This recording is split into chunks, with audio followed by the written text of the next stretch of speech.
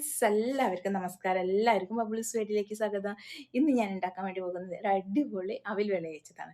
കർക്കിടക മാസത്തിൽ മഴ സീസണിൽ കുട്ടികൾക്കും മുതിർന്നവർക്കും ഒരുപോലെ കഴിക്കാൻ പറ്റിയിട്ടുള്ള നല്ല അടിപൊളിയായിട്ടുള്ള അവിൽ വിളയിച്ചതാണ്. കുറച്ച് നമ്മളുടെ ചേരുവകൾ, എന്താ പറയുക, അവിൽ വിളയിക്കണയിൽ ഇടാത്ത ചേരുവകളൊക്കെ ചേർത്തിട്ട് ചെറിയ കുട്ടികൾക്കും വലിയവർക്കും ഒരുപോലെ ഇഷ്ടപ്പെടുന്ന രീതിയിലാണ് അവിൽ വിളയിക്കാൻ വേണ്ടി പോകുന്നത്.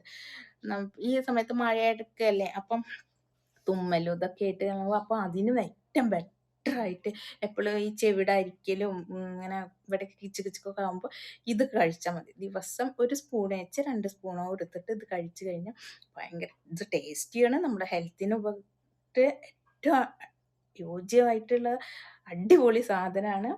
ഒരു മരുന്നും കൂടിയാണ്. അത്ര നല്ല ഗുണമേന്മയുള്ള ഒരു അവിൽ വിളയിച്ചതാണ്. അപ്പോൾ കണ്ടു നോക്കൂ കേട്ടോ. കണ്ടിട്ട് നിങ്ങൾ കുറച്ച് ഉണ്ടാക്കി നോക്കിയിട്ട് നിങ്ങൾ കഴിച്ചു നോക്കൂ. കഴിച്ചിട്ട് നിങ്ങൾ പറയും എങ്ങനെ ഉണ്ട് എന്ന് അടിയിൽ കമൻറ്റ് ബോക്സിൽ എഴുതുക. പിന്നെ ഇത് കഴിച്ചിട്ട് നിങ്ങൾക്ക് വല്ല എന്താ പറയുക, തൊണ്ടയുടെ കരകരപ്പ്, ചെവിടെ ഇരിക്കുക, തുമ്മൽ അങ്ങനെയൊക്കെ ഉണ്ട്, നിങ്ങളിത് കഴിച്ചു നോക്കും. കഴിച്ചിട്ട് നിങ്ങൾക്ക് നന്നായിട്ട് വ്യത്യാസം മനസ്സിലാവും. ഒരു ദിവസം 2-3 സ്പൂൺ കഴിച്ചാൽ മതി. നമ്മൾ 3 കൂടുതൽ കഴിക്കുക. കൂടുതൽ മധുരവും ഒക്കെ അല്ലേ, ശർക്കരയാണ് ഉപയോഗിക്കുന്നത്, പഞ്ചസാര അല്ല. എന്നാലും പഞ്ചസാരയിലും ശർക്കരയിലും ഒക്കെ സ്വീറ്റല്ലേ. അപ്പോൾ ഒരു 2-3 സ്പൂണ് കഴിച്ചിട്ടുണ്ട് ദിവസം കഴിച്ച് നോക്കും. ഒരു അസുഖം ഉണ്ടാവില്ല. ഈ തുമ്മലിനും അതുപോലെ തൊണ്ട കരകരപ്പിനും ചെവിടരിക്കലിനും ഈ നീരൊക്കെ മാറി കിട്ടും.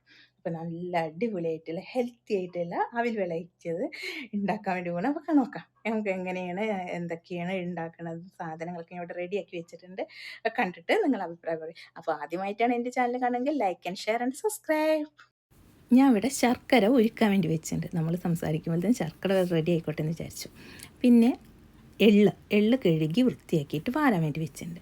പിന്നെ ഞാൻ ചേർക്കുന്ന സാധനങ്ങൾ ഉഴുന്ന് പരിപ്പ്, കടലപ്പരിപ്പ്, ചെറുപയർ പരിപ്പ്, പിന്നെ നമ്മുടെ പൊട്ടുകടല, ഏലക്കപ്പൊടി വേണം, കുരുമുളക് വേണം, ചുക്ക് വേണം. ചുക്ക് ഇത്തിരി കൂടുതൽ വേണം കേട്ടോ.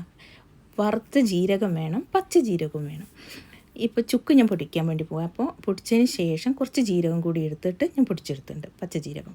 അരമുറി തേങ്ങയാണ് ചേർക്കുന്നത്. തേങ്ങ തോനെ ചേർക്കണില്ല, കുറച്ച് ചേർക്കണുള്ളൂ. അപ്പം നമ്മുടെ പാൻ ചൂടാവാൻ വേണ്ടി വെച്ചിട്ടുണ്ട്. പാത്രം ചൂടായതിന് ശേഷം ഞാൻ അതിലേക്ക് നമ്മുടെ കടലകൾ ഇട്ടിട്ട്, പരിപ്പില്ലേ, പരിപ്പിട്ടിട്ട് വറുത്ത് മൂപ്പിച്ചെടുക്കുകയാണ്.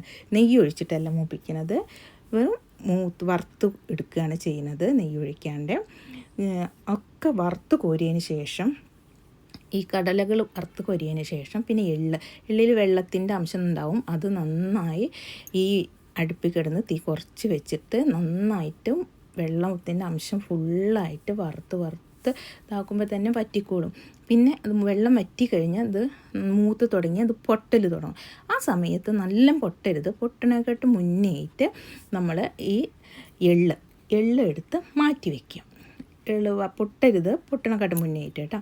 അത് കഴിഞ്ഞ് ശർക്കര ഞാൻ അരിച്ചിട്ട് വീണ്ടും പാത്രത്തിലേക്ക് ഒഴിച്ച് തേങ്ങയിട്ട് നന്നായിട്ട് കുറുക്കിയെടുക്കണം. കുറച്ച് തേങ്ങയുടെ ഉള്ള ജലാംശം കൂടി വറ്റിയതിന് ശേഷം പിന്നെ ഇതിലേക്ക് നമ്മൾ എടുത്ത് വെച്ചിരിക്കുന്ന അവിൽ ചേർത്ത് കൊടുക്കുക. അതുപോലെ നെയ്യ് ചേർത്ത് കൊടുക്കുക. നെയ്യ് ഞാൻ 2 സ്പൂണേ ചേർക്കണുള്ളൂ, കാണിച്ചു തരാം. അതുപോലെ തന്നെ പൊടിച്ച് വെച്ചിട്ടുള്ള ഏലക്കാപ്പൊടി, കുരുമുളക് പൊടി, ചുക്ക് പൊടി, ജീരക വറുത്ത പൊടിച്ചത്, അതുപോലെ തന്നെ പച്ച, ഇതെല്ലാം കൂടി ഇട്ടിട്ട് ഒന്നും കൂടി മിക്സ് ചെയ്യുക. നന്നായിട്ട് മിക്സ് ചെയ്യേണ്ടത്, ഇതൊക്കെ കൂടി ഇട്ടിട്ട് മിക്സ് ചെയ്തിട്ട് എടുത്താൽ മതി കേട്ടോ. തീ ഇപ്പം നന്നായി കുറച്ച് വെക്കണേ. നന്നായി കുറച്ച് വെച്ചതിന് ശേഷം നന്നായി ഇത് ഇളക്കി മിക്സാക്കുക.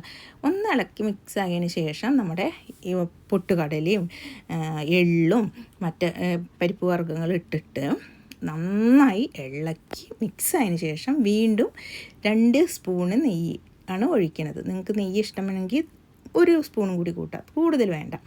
ഇത് നെയ്യ് ഒഴിച്ച് നന്നായി മിക്സാക്കി എടുത്തിട്ട് തലേ ദിവസം ഉണ്ടാക്കി വെച്ചിട്ട് പിറ്റേ ദിവസം കഴിച്ച് തുടങ്ങുകയാണ് നല്ലത്. അപ്പോഴത്തേന് നമ്മുടെ ഈ പൊടികളൊക്കെ ഇതിൽ പിടിച്ച് നന്നായിട്ട് പരുവായിട്ട് കുരുമുളകും എല്ലാം നമ്മുടെ അവിൽ പിടിച്ചിട്ട് പിറ്റേ ദിവസം കഴിച്ച് തുടങ്ങുമ്പോൾ നല്ല ടേസ്റ്റുമാണ്. ചെറിയ കുട്ടികൾക്ക് ധൈര്യമായി കൊടുക്കാം, നമുക്കും കഴിക്കാൻ അടിപൊളി സ്വാദേറിയിട്ടുള്ള നമ്മുടെ അവിൽ വിളയിച്ചത് ഇവിടെ റെഡി ആയിട്ടുണ്ട്. എല്ലാവരും ഉണ്ടാക്കി നോക്കണം.